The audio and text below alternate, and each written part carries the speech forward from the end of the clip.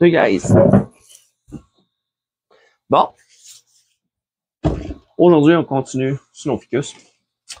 Donc je vous présente un de mes arbres, quand même assez gros, mais faut pas se fier à la grosseur, c'est pas un arbre qui est vieux.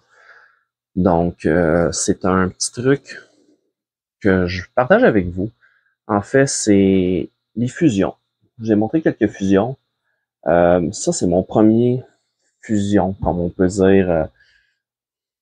C'est pas le même genre.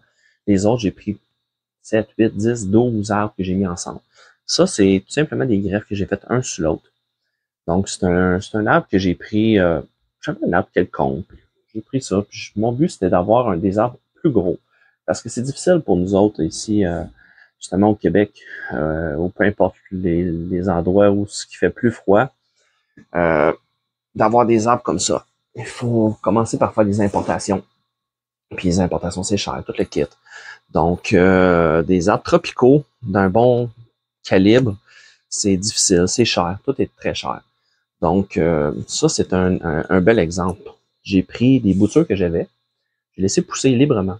Donc, quand je dis librement, c'est pas dans la terre, c'est dans directement, pas dans du substrat bonsaï, dans la terre directement, puis dans des pots que je laisse vraiment aller les racines. Donc, en général, c'est des fonds de chaudière, des 5 gallons coupés. Vous en avez vu, j'en ai plusieurs ici. Vous avez vu ça à l'extérieur. J'ai des Yamadori que je mets là-dedans. Donc, c'est super solide. Puis je laisse ça pousser là-dedans. Puis un coup que ça devient assez gros, comme là, assez gros. On parle peut-être gros comme on doit. Là, après ça, j'ai décidé de merger les boutures que j'avais ensemble. Donc, vous pouvez voir ici, j'ai l'arbre ici qui est l'arbre principal. Puis ici, on voit encore une petite cicatrice. C'est vraiment fusionné comme faux, mais on voit encore une petite craque.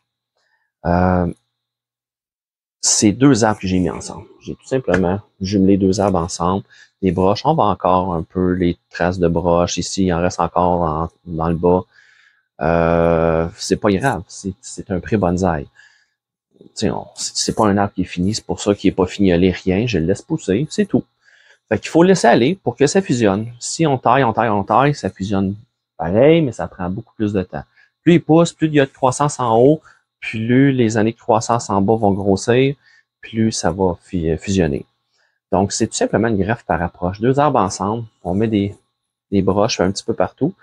Donc, je me suis retrouvé avec un arbre avec un autre arbre ici que j'ai utilisé pour faire une branche principale, la première branche. J'ai coupé le reste de l'arbre. Ça a très bien fonctionné, sauf qu'après, je me suis rendu compte, vu que c'était des arbres un peu plus gros, étaient durs à plier dans le bas, ça faisait un trou ici, entre les deux parties. Juste entre ces deux parties-là, ça faisait un trou ici. Puis j'ai décidé de faire la même chose. J'ai pris deux autres boutures que j'avais, des tout petites boutures.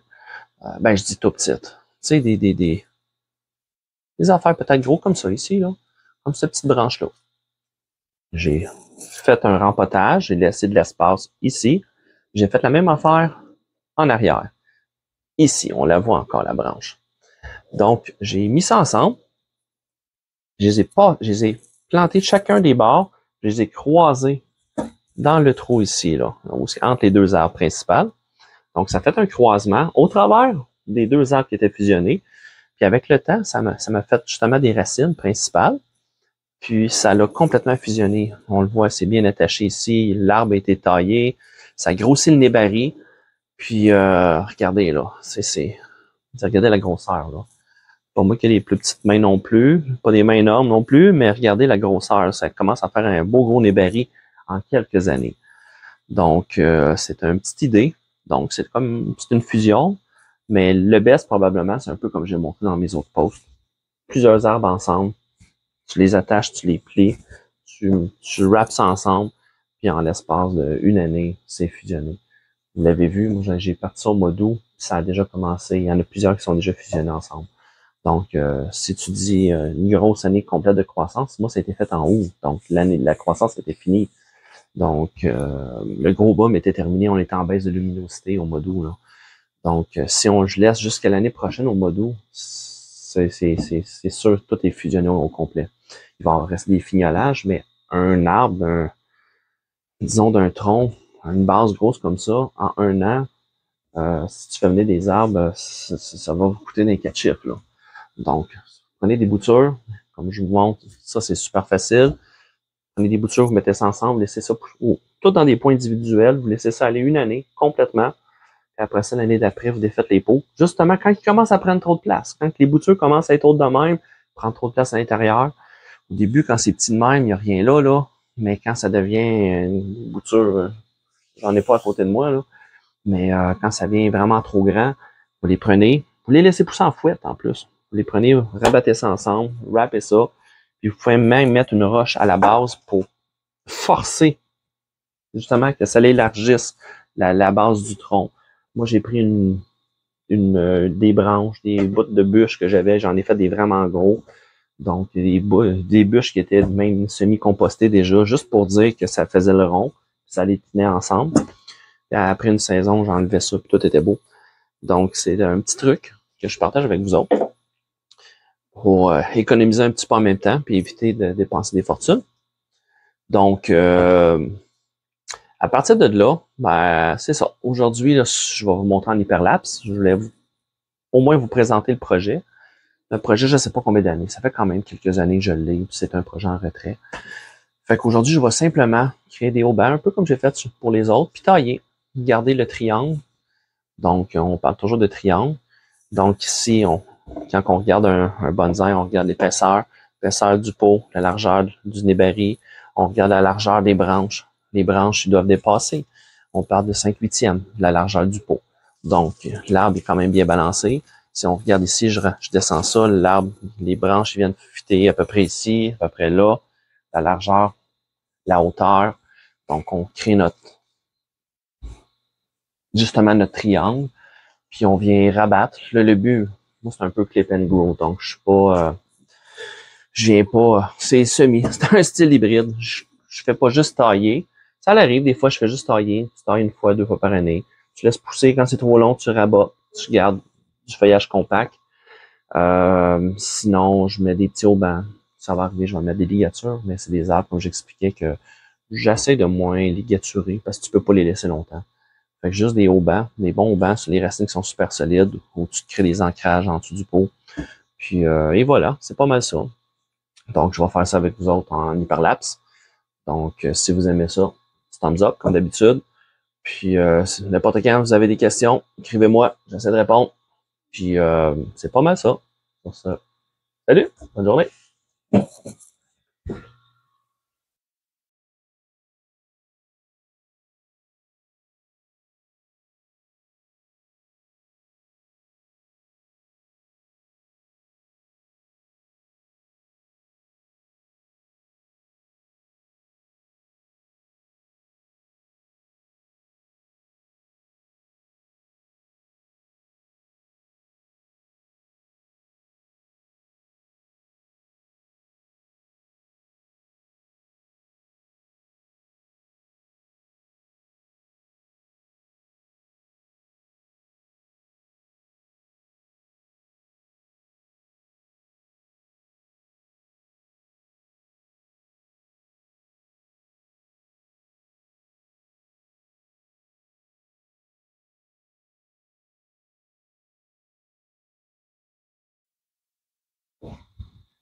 Et bonjour.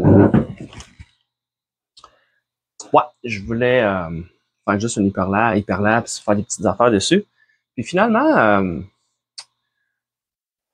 comme vous avez pu voir, j'ai commencé à travailler un petit peu plus dessus, la tête. La tête qui était ici, en arrière, vous allez pouvoir voir la vidéo, vérifier. Je l'ai vraiment descendu ici. J'ai compacté à ce niveau-là. On l'a resserré parce que quand j'ai resserré, j'ai descendu la tête, ça l'a slacké. Répartir la pression un peu partout. Donc, j'ai compacté ça ici pour rapetisser mon arbre. Donc, c'est l'histoire des bonsaïs, hein, c'est comme ça. La tête était plus haute. On va essayer de descendre la tête ici. Je vais refaire une tête avec les deuxièmes branches que j'avais ici, là.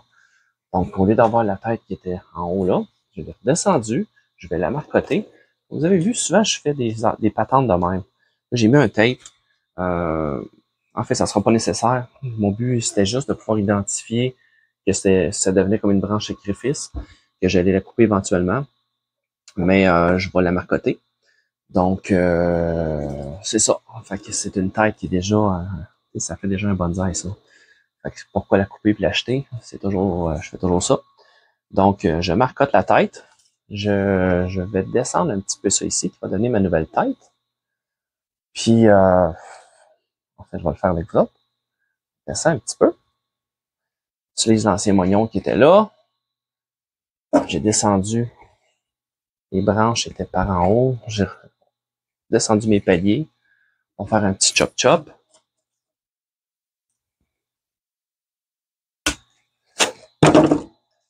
On va bouturer ça. Ça se bouture même si c'est un gros serment. C'est pour ça que j'ai un petit bac d'eau en passant. Quand j'ai des belles branches, je les prends et je les mets tout de suite là pour pas qu'il y ait d'air, pas que ça la sèche la base. Donc, vous commencez à voir un petit peu l'arbre rapetisser plus gros. Donc, puis aussi, j'ai décidé de changer la tête. Donc, en changeant ça, c'est ça, ça change. Je sais pas pourquoi j'avais dit ce bord-là, là, mais la tête, pas la tête, mais la face va devenir c'est ce bord ici, là. Donc, même si la grosse cicatrice, on veut pas voir un gros bourrelet en avant, là, parce que ici, c'est gros, ça vient, ça fait comme une grosse bedaine qui débalance, là. Je serais débalancé par en avant. Fait que, non, c'est ça, ça fait un petit peu moins élégant.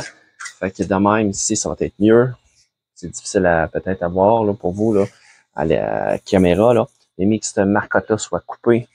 Donc, l'arbre va devenir encore plus balancé. Donc, je voulais juste partager ça. Ça change complètement la silhouette. J'avais des branches aussi qui étaient trop... Il y avait trop de branches. Comme celle-là ici va partir. D'ailleurs, ben, c'est pas mal ça que je vais faire, là. J'étais rendu là, vu que celle-là va donner ma 1, 2, 3. OK. Ouais. Fait que elle a plus d'affaires là. Même si c'est à l'extérieur, ça a plus d'affaires. Donc, on marcote pas. On va juste bouturer. Tiens, dans l'eau tout de suite. Donc, l'arbre se définit tranquillement.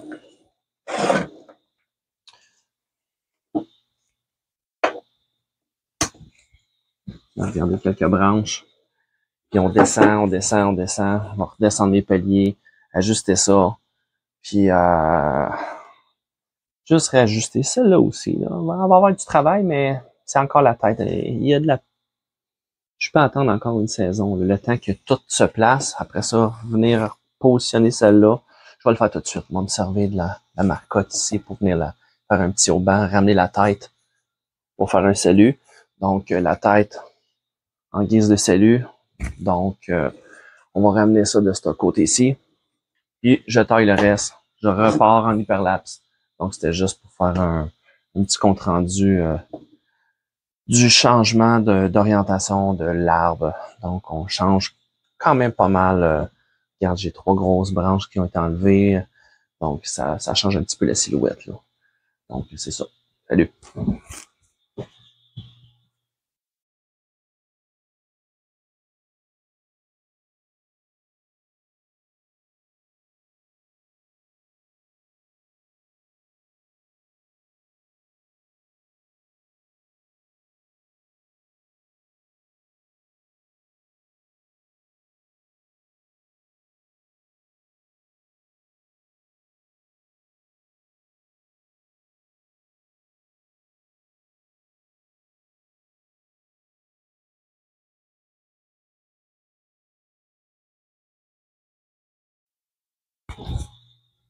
Bon, fini les haubans. Je suis rendu à marcoter la tête, ou je devrais dire l'ancienne tête. Donc, comme vous pouvez voir, c'est difficile. Je peux pas vraiment faire une photo de la fin parce que j'ai toujours cette grosse branche-là qui était l'ancienne tête qui est dans les jambes. Donc, elle était debout, elle est rendue dans le bas, comme ça. Mais ce que je vais faire avec vous, on va faire l'exemple. On va les marcoter, montrer en même temps comment qu'on fait. Je l'ai fait souvent, mais ça va faire un autre exemple. Puis en même temps, vous allez voir, ça prend à peu près 3 semaines. Un ficus comme ça, C'est vraiment rapide. Une autre chose qui arrive, ce que je vais vous expliquer, j'ai pas taillé ce feuillage-là ici. C'est vraiment voulu. Tout le reste a été taillé. On laisse, toujours, j'explique, 6 feuilles, la partie du bas, 4 feuilles le centre, 2 feuilles la tête, minimum, pour quand on a des branches vraiment solides. Dans ce cas-là ici, j'ai créé une nouvelle tête. J'ai tout taillé les branches à part la cime. Personnellement, j'aime laisser une taille qui pousse librement. Tout le reste va être comme au ralenti, le temps que la repousse recommence. Mais la tête, elle n'arrêtera pas. Donc, c'est bon, ça l'aide justement au flux, à toute la sève de monter à la cime. Donc, cette partie-là, elle sera pas au ralenti. Donc, ça amène plus de vigueur à l'arbre. C'est ma façon de faire. C'est quelque chose que j'ai remarqué avec les années. Donc, commençons cela. Donc, comme j'expliquais, on va aller marcoter la tête. Puis ça ici, vous voyez, c'est déjà quelque chose qui est quand même assez intéressant. Donc, un coup qui va être marcoté, met dans un pot, on commence déjà à travailler. C'est pratiquement un petit bonsaï, juste ça ici. Donc, pourquoi l'acheter? Fait qu'on va faire une petite marcotte. Donc, je compte utiliser, j'ai pris dans mes affaires, mes plastiques de mes néons que j'ai achetés. Donc, c'est un petit plastique bien simple. On coupe un petit bout. On fait fitter ça ici, on l'attache, on met du substrat ici. Là, je vais faire du substrat bonsaï, simplement. Ou, ouais, j'ai du substrat bonsaï, mais non, je vais le faire avec du sable à filtration. Donc, du sable à filtration pour les piscines. Donc, je fais pas tout avec du substrat bonsaï. Je veux dire, il y a une question économique là-dedans aussi. Comme vous voyez, même cet arbre-là est c'est un gros sable à filtration avec un peu de perlite mélangée. Donc, l'eau, elle passe au travers. Les racines, c'est facile à nettoyer quand on veut l'amener au vrai substrat. Mais, donc, c'est ça. Fait que ça va bien pousser là-dedans. Je fais des marcottes souvent à l'intérieur. J'en ai quelques-uns. Un autre ficus que je vous avais montré qui avait été fait avec ça. Moi, j'ai toujours des poches. Ça ici, ça coûte pratiquement rien. Donc, ça ressemble à ça. Donc, je vais faire ça avec vous autres. Donc, premièrement, on va se couper un morceau de plastique. J'aime ça quand je peux le passer par-dessus puis pas avoir à le fendre. Dans ce cas-là, j'aurai pas le choix. On va couper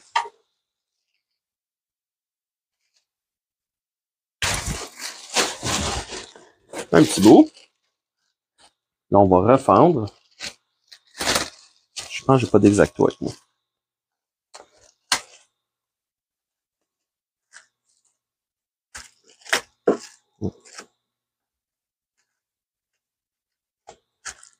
C'est pas des ciseaux pour ça. On va l'avoir pareil. Donc, des petites broches. Recyclage de broches.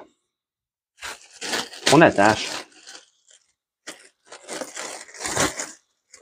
Le plastique comme on peut, à la base.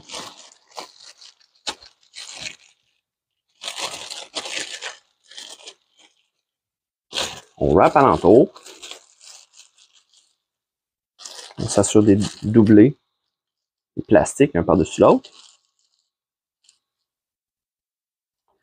En passant, le marcotage, ça fonctionne sur tout. Tout ce qui est pratiquement tout. Il y a pas beaucoup d'espèces qui veulent pas émettre de racines par le marcotage.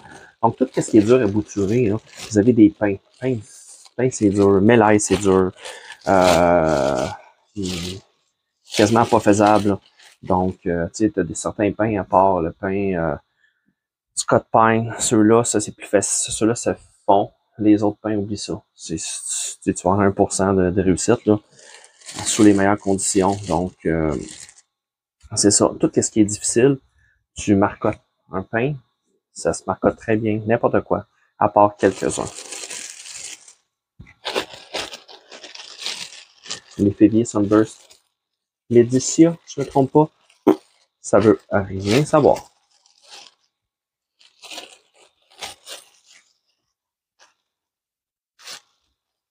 Tiens, on arrange ça à bonne franquette. Bien simple. Une petite pochette. Là, je me demandais si j'allais le taper ou mettre une broche. Je vais mettre une broche parce que c'est facile. Si je veux aller l'ouvrir, je vais aller vérifier la marcotte, le refermer. Là, je suis tout dans mes choses emmêlées. Ouais, puis je vais zoomer un petit peu. Vous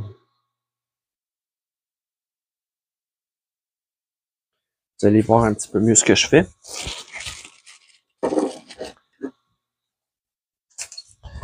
Donc, juste regarder pour être sûr que vous voyez comme il faut. OK, c'est bien. C'était trop petit tantôt. Donc, on récapitule. J'ai attaché. Plastique, attaché en haut, en bas. En fait, j'aurais pas dû attacher le haut. Je vais défaire. J'ai été trop vite.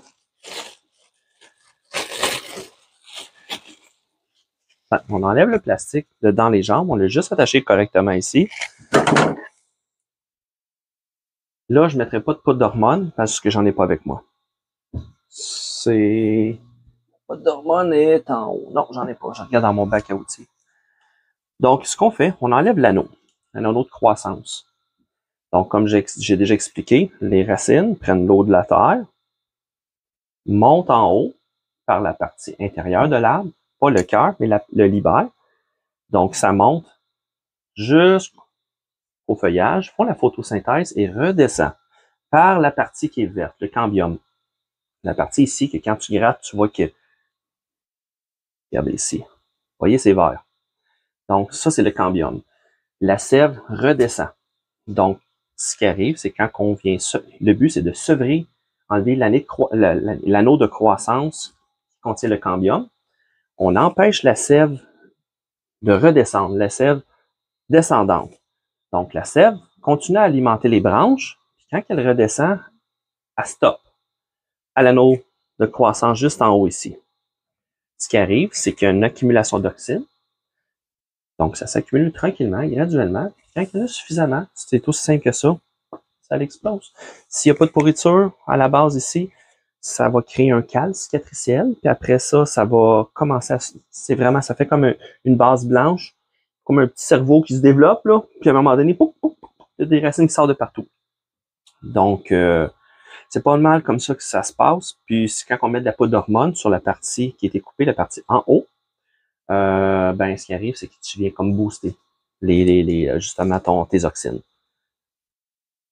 Donc, faisons ça ensemble. Je prends une pince concave. Je fais le tour. Fais un tour complet. Souvent, ils vont dire de laisser, dans les livres, la littérature, ils disent de laisser une petite ligne de vie. Tu fais pas ça. Souvent, ça va se refermer. Tu calcules un anneau de croissance, pas un anneau de croissance, un diamètre équivalent à... Tu calcules ton diamètre de ta branche, puis tu viens enlever la longueur qui correspond au diamètre de ta branche. Plus ou moins. Surtout plus que moins. Parce que le but, souvent ce qui arrive, le problème, c'est que ça va se refermer. Quand je dis se refermer, c'est qu'il y a un nouveau canal, un nouveau chemin qui va se créer pour prendre la sève puis la redescendre. Si ça arrive, ben ta marcotte, il y a beaucoup de chances qu'elle ne pogne pas parce que justement, les auxines ne s'accumuleront pas. Donc, la croissance va repartir normalement, ta branche va pousser, elle va se reformer, puis ça ne fonctionnera pas. Là, ici, j'ai l'air de peser fort, mais je pèse pas très fort. Faut pas que je coupe le libère non plus. Parce que je veux pas couper la partie qui correspond à la sève ascendante.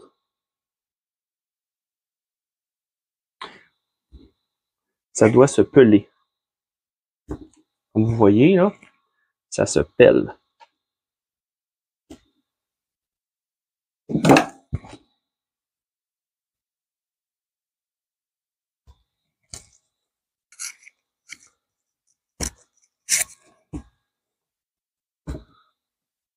Ça, vous pouvez faire ça même sur des arbres adultes. Vous pouvez marcotter un arbre complet. Marcotage, c'est pas juste pour des petites branches, là. Des fois, on voit ça dans les bonsaïs, là. J'ai déjà marcoté un cèdre, gros comme ça. J'ai enlevé des casses larges de même, pas d'hormones, juste la numéro 1 en plus. Une grosse marcotte plein de mousse. de la mousse de sphène, la mousse qu'on trouve. Pas besoin d'acheter ça au magasin. Là. Vous allez dans la forêt, vous en ramassez, il y en a partout. Partout. Donc, ça coûte rien. Ramasse un sac à vidange, puis direct. Donc, ouais, c'est ça. Puis j'avais mis ça là-dessus, puis à la fin de la saison, là, c'est des belles racines qui étaient roses, là. Donc, beige et rose. Un gros paquet de racines, coupé à chainsaw, mis ça dans un pot, puis that's it. Et je vais même tailler ça un petit peu. Je vais le descendre un peu. De petites pinces. OK. Fait que, comme vous voyez, l'écorce a été enlevée, la partie verte. La partie ici, qui est le libère, est intacte. J'ai pas grugé là-dedans. Prends l'autre partie du sac, bien simple. Moi, je l'ai passé au travers la branche ici pour éviter que le sac redescende, qu'il fasse sécher la marcotte. J'ai perdu une grosse marcotte comme ça l'été passé. Dans un de mes sets, j'avais une grosse marcotte que j'ai faite, puis elle a redescendu, puis ça l'a fait sécher. Le plastique était encore par-dessus la marcotte, mais juste l'extérieur, donc je le voyais pas. Donc, suite à ça, prendre simplement... ici, j'ai de la terre, on va prendre un petit pot.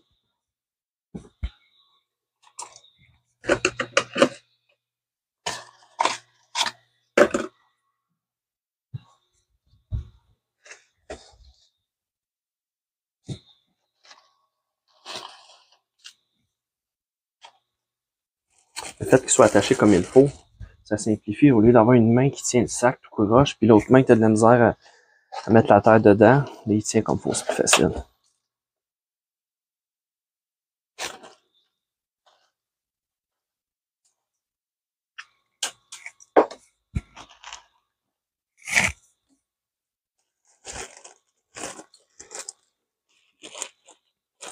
Donc, tout c'est fait. On fait simplement refermer le sac par-dessus. On garde ça tight. On écrase ça. Pas démesurément.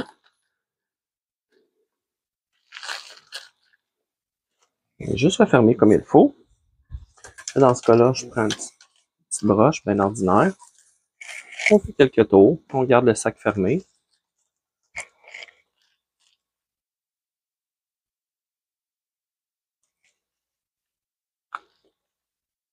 Avec les moyens du bord.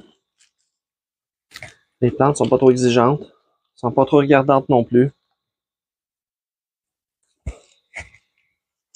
Tiens. Fait que, à partir de là, on a notre marcotte qui est faite. Autre point important, on prend l'endroit le plus bas. Puis on vient faire des trous.